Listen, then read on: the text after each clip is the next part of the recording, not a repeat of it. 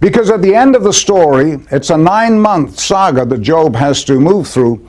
At the end of the story, God rewards Job with twice what he had had before. As some people call it, double for your trouble.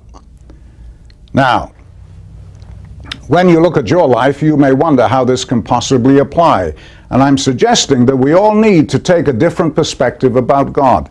When we come to God, usually, for many of us, this was the background from which we emerged. We think of these words in connection with God: condemnation, punishment, judgment.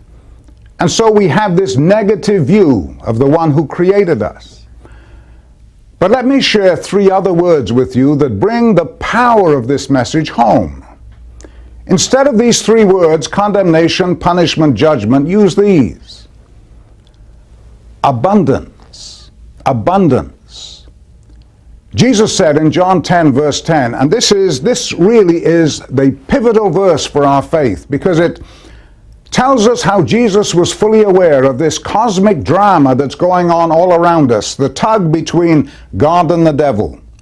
And he says this in John 10, the thief, that's his word for the enemy, the devil, the thief comes only one reason: to kill, steal, and destroy.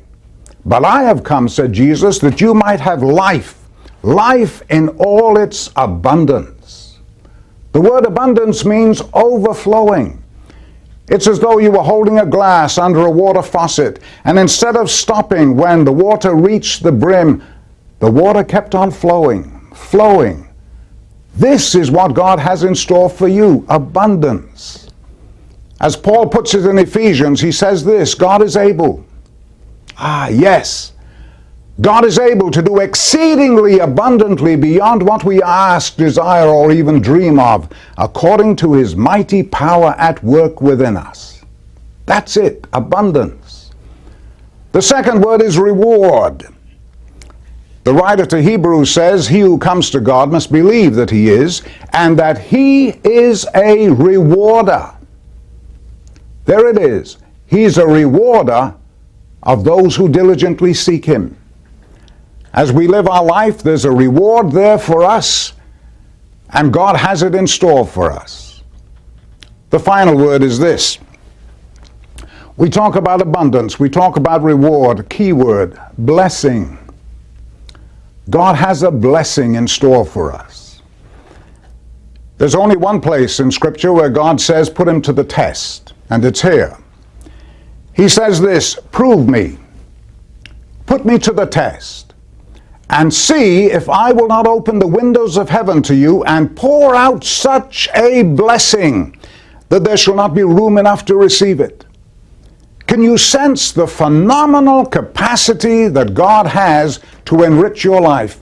He wants you, when you stay in relationship with him, he wants you to have abundance. He wants you to have a reward. He wants you to experience overflowing blessings. As Paul writes to the Corinthians, he says this: God is able to make all grace, all favor, all blessings abound towards you. So why focus on this negative condemnation, punishment, judgment, when we can focus on the richness, the rich positives of God, and focus on abundance, reward, blessing? It makes all the difference to us. You see, our God is a giving God. Giving God, gift-giving God.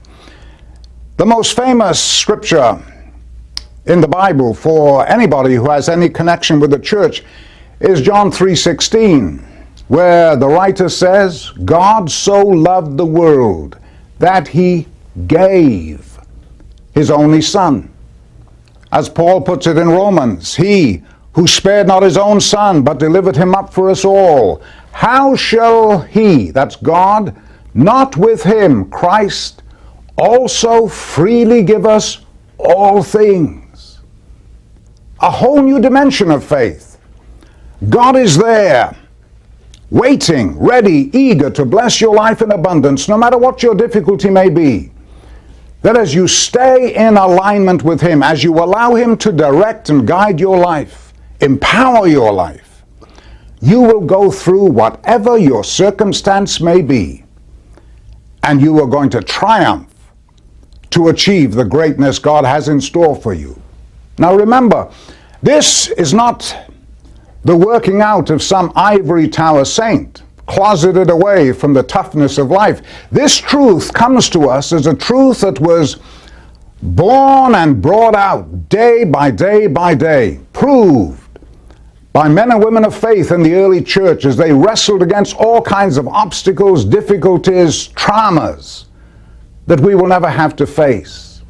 If it worked for them, it will work for you.